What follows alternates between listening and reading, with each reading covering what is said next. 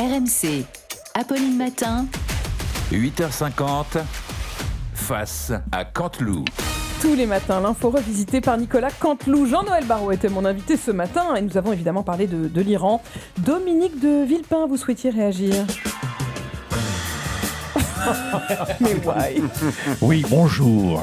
Dominique de Villepin, ex-ministre des Affaires étrangères, mais toujours bien sûr top modèle de la diplomatie.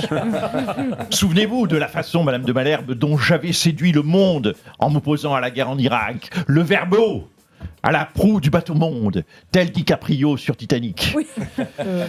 Aujourd'hui, vous venez de recevoir dans vos locaux ce jeune ministre des Affaires étrangères pour son stage de 3e.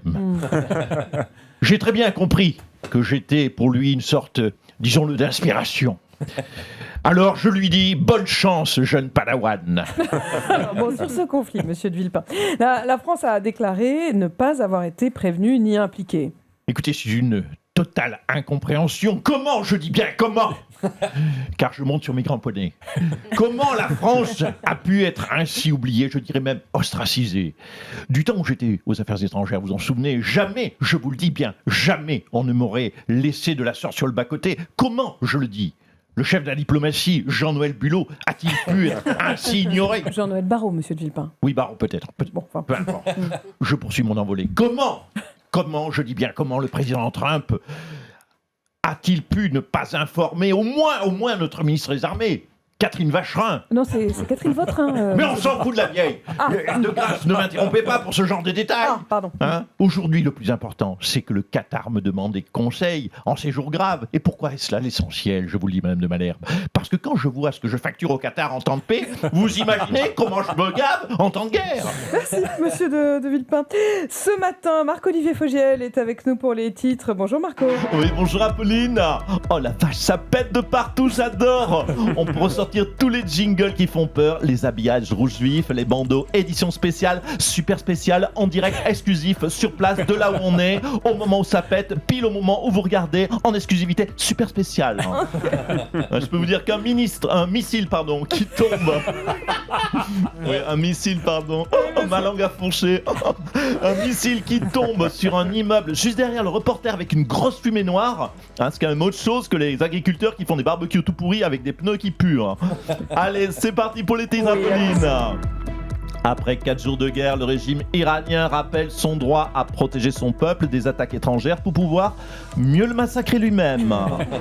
Et puis Iran, toujours après, avec la mort de l'ayatollah Khamenei, l'Iran a perdu son guide. Mais une question, un guide, est-ce vraiment nécessaire? Rappelez-moi, Pauline, depuis quand, de combien de décennies l'Iran n'est plus une destination touristique? Merci Marco. Le conflit au Moyen-Orient fait craindre une flambée des prix du pétrole qui pourrait atteindre $120 le baril. Bruno Le Maire, tiens, vous êtes là, bonjour. $120 le baril, non mais c'est génial. Une opportunité unique, Madame de Malherbe, pour relancer l'économie du pays. C'est inespéré. Mais comment ça? Mais c'est tout con.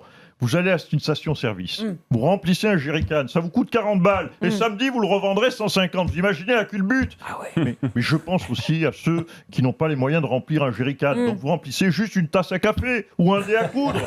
Ça marche aussi. Même les pauvres peuvent participer. Oui, ça se tient. Oui, et on peut même aller plus loin, même de mer.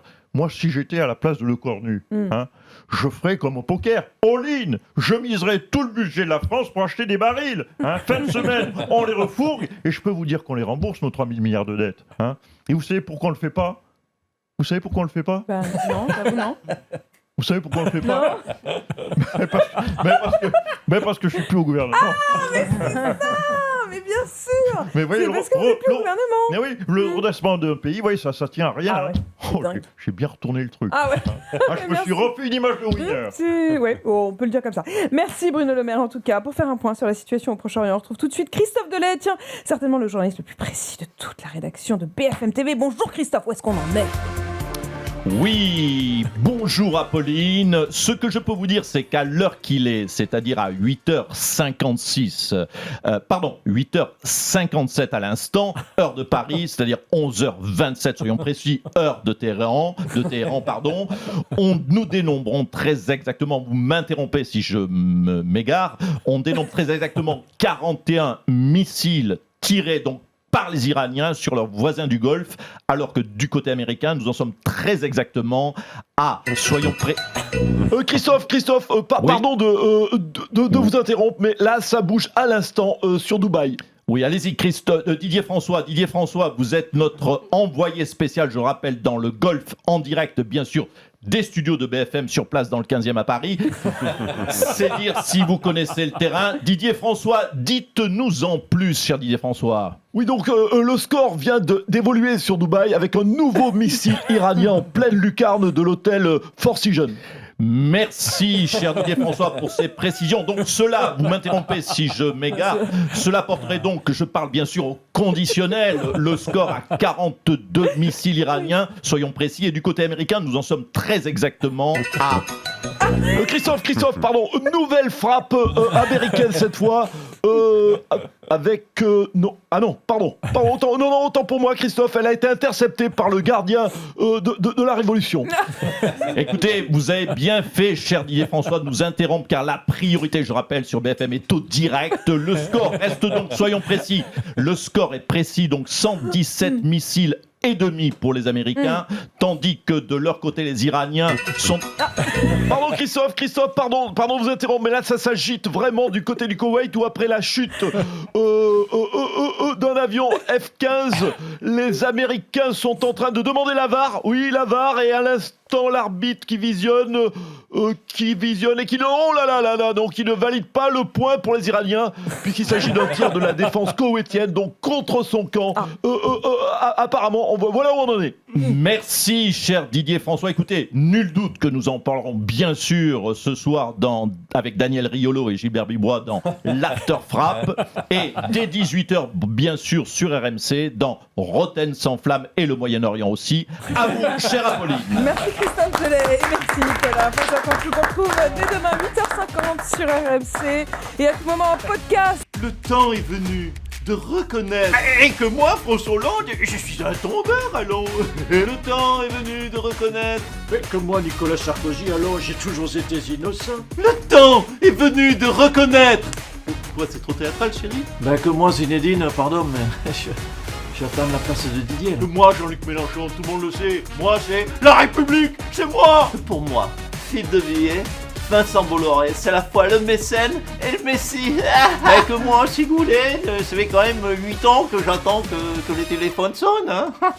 Que comme chaque année, c'est quand même un scandale que moi, qui a Mbappé, j'ai toujours pas reçu le ballon d'or. Que moi, François Bayrou, j'avais raison depuis le début.